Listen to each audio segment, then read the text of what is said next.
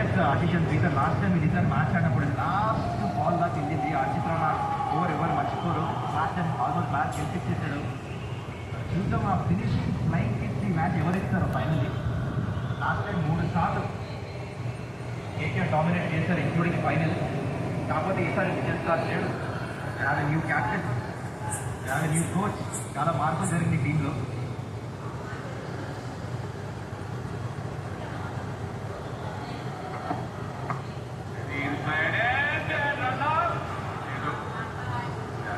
चार दొరికింది సన్రైజర్స్ హైదరాబాద్ కి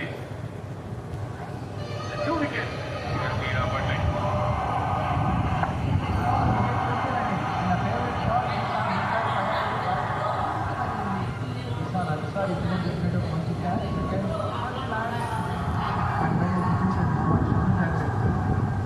అంతగా బాగా లేకుండా సెకండ్ ఓవర్లో ఆయన రైడర్ని ఫైట్ చేశాడు మొహమ్మద్ షమి. ఆయన ఓవర్ అలా ఈరోజు ఎస్ఆర్ఎస్ టాస్ విన్ అయ్యి ఇప్పుడు కూడా బ్యాటింగ్ సెలెక్ట్ చేస్తుంది కదా. సో ఇప్పుడు ఎస్ఆర్ఎస్ ప్లాన్ ఏమైనా చేంజ్ చేస్తున్నారా లాస్ట్ 2 మ్యాచెస్ వల్ల?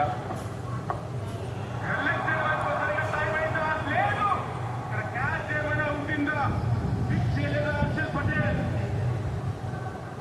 ఓకే ఆ ట్వీట్ ఆన్సర్ ఇస్తూ ఈ రిప్లై అన్ని కూడా చెప్పండి.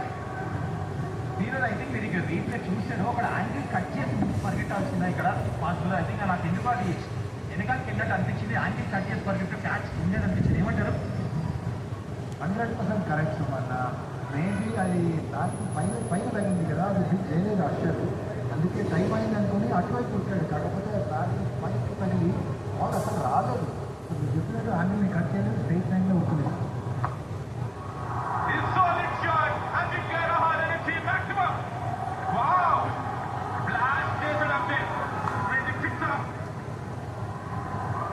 దీనికి ఏ యాంగిల్ అక్కర్లే, ఒకటే angle, bat angle.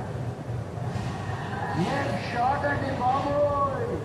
First match కూడా చూసాం. అది ఇంకా ఇట్లాంటి షాట్ కొట్టడం, కానీ ఇక్కడ హోమ్ గ్రౌండ్లో ఒక పికప్ షాట్ బ్యాట్ కంపెన్స్ని extraordinary extension of hands, great execution. ఇందాక ట్వీట్ వచ్చింది, ఎస్ఆర్ఎస్ అప్పుడు సెకండ్ బ్యాటింగ్ చేస్తున్నారు కాబట్టి అని ఏం గేమ్ ప్లాన్స్ మారవు. అగ్రెసివ్ ఇంటెంట్ డెఫినెట్లీ ఉంటుంది. కాకపోతే పిచ్చి తెలుస్తుంది ఎట్లా ఆడుతున్న స్పిన్నర్ చేసినప్పుడు, అండ్ దాని ప్రకారం గేమ్ ప్లాన్ ఉంటుంది. కానీ అగ్రెసివ్ ఇంటెంట్ మాత్రము ఆ అప్రోచ్ మాత్రం చెప్తా రన్స్ వచ్చాయి ఓవర్లో. గుడ్ డెలివరీ ఇది. కట్ 4 ఓవర్స్ తర్వాత 26 పట్టు